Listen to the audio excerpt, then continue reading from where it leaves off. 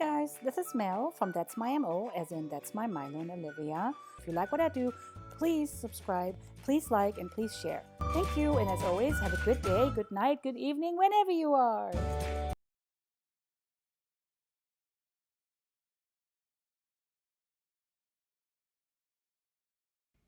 Just like everybody on the planet, I've been panicking about the health of my family and my pets.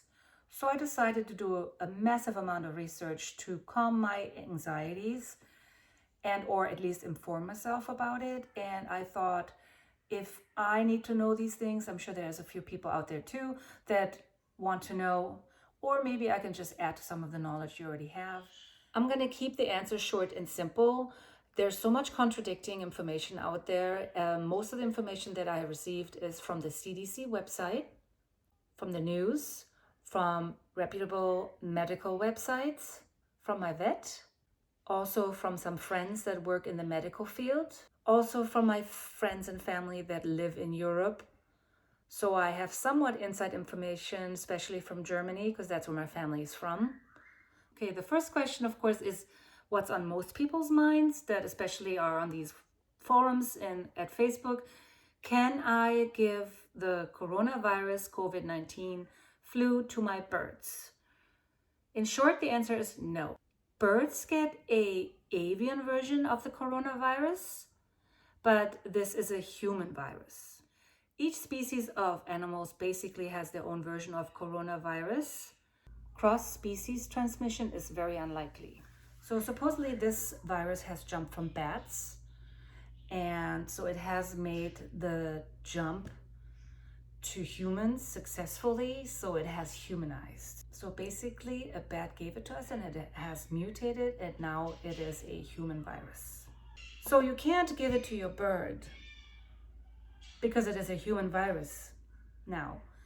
But let's say you have a dog or cat that is able to run around outside, especially cats, and they come in contact with the virus. They are not infected by it, but they have the presence of the virus on them because they may have licked somebody that has the virus. They may have licked something that somebody touched or sneezed at that had the virus.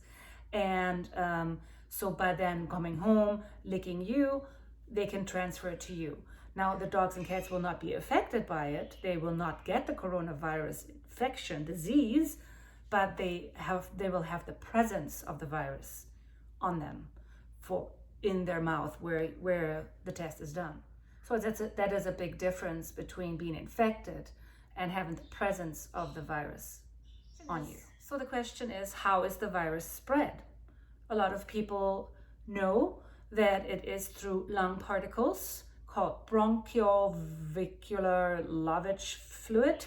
I'm not a doctor. I call it lung particles. So when you cough or sneeze, it can shoot out up to 10 feet. I know, up to 10 feet. That's why they say social distancing for 6 feet. But I have heard that it can actually fly up to 10 feet. So these lung particles that you sneezed or coughed will then be breathed in by somebody else and go into your lung, and that's where it's affected. There's some presence of the coronavirus in blood and stool, but it has not been proven that you can actually get infected by that. Another question often asked is, can I get reinfected once I've had the coronavirus and I have been cured, and now could I get it again? The CDC website says that is very unlikely, but it is unknown. Another question is, what age group is being hospitalized right now? So I got this information from the CDC and from Fox News, and they're saying that 85 and plus is 9% hospitalization. 65 to 84 years old is 26% of hospitalization. 55 to 64 is 17% of hospitalization. 45 and 54-year-olds, 18% of hospitalization. And then they're also saying 20 to 44-year-olds is 20% of hospitalization. This changes a lot for me because this whole time they're saying only the old people are infected. So now they're seeing younger people also being in the hospitals. Very scary fact. This was reported today on March 19th on Fox News. So a lot of people ask, how is this treated? Is there a antivirus medication? As of right now, there's no antiviral medication. So when you come down with the coronavirus and you have respiratory failure, you have septic shock, multiple organ failure, those kind of things. So the doctors will treat you for those symptoms. So there's no specific medicine that is against the coronavirus that's going to be used. They're going to use medicine that they use normally for these cases, like whatever they would normally use. There has not been a specific medicine that is just for the coronavirus.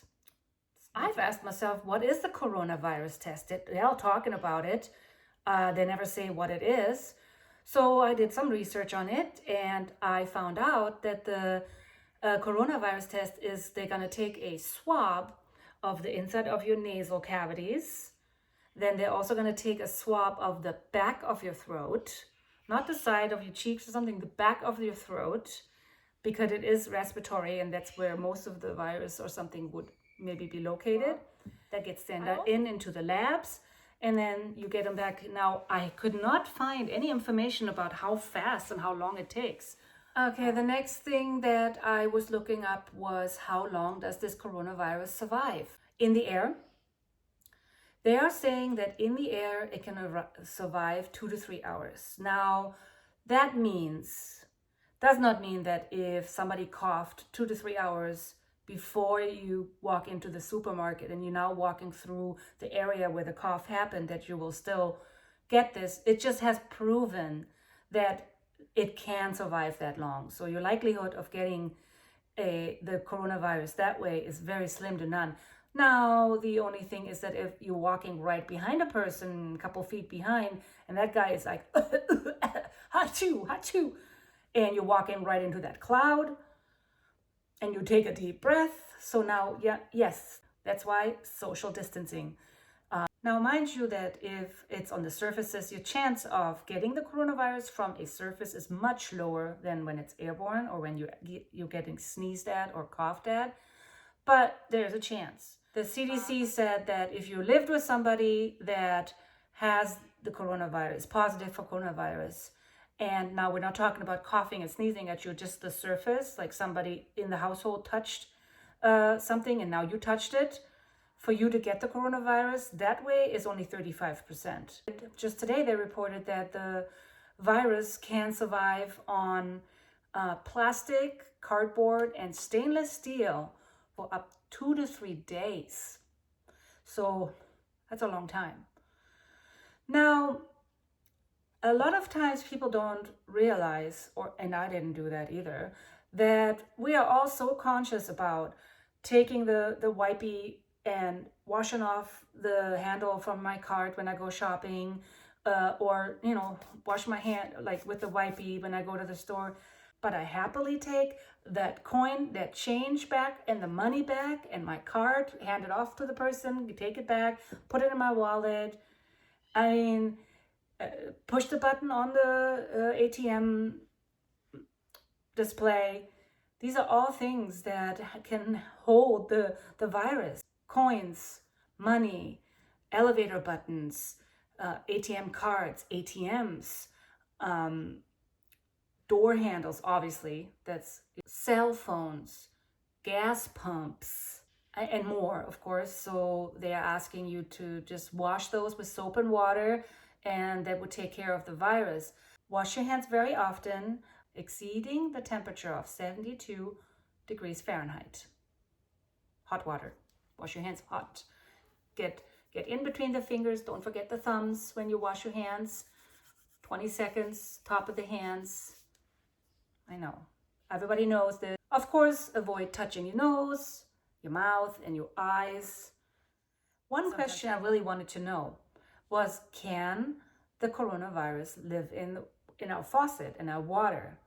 Because I was worried about it, and I thought, why is everybody hoarding water? Like, I'll just drink the water from the faucet. I mean, So I researched it. I found out that the coronavirus is not found in our household water, in our faucet, because the process of cleaning and filtration of the water before it comes to our house, so it's safe to drink. But if you're still worried about it, just put a pot on the stove and boil your water for a while and then drink it. Of course, you got to be prepared, not just for yourself, but also for your pets. So when you go out to buy food, don't just buy food for yourself. Make sure you buy food for your birds. Get a couple extra bags of bird seeds or pellets. Make sure you get a few more extra toys, maybe some cleaning supplies, and maybe some extra newspapers or anything else you might use for your cages. Try to remember that you might need some septic powder for any emergency if your bird loses a blood feather, or anything else, maybe medication that your bird normally uses. Make sure you're stocked up on that too.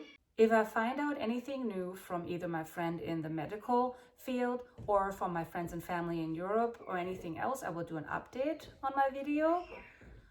Also, please refrain from commenting negatively. I am just trying to help spread information about this, and you might not know already of these things already, but I am just trying to help. If I help one person, that's worth it to me. Please keep your babies safe. Stay safe, my family, and talk to you guys soon.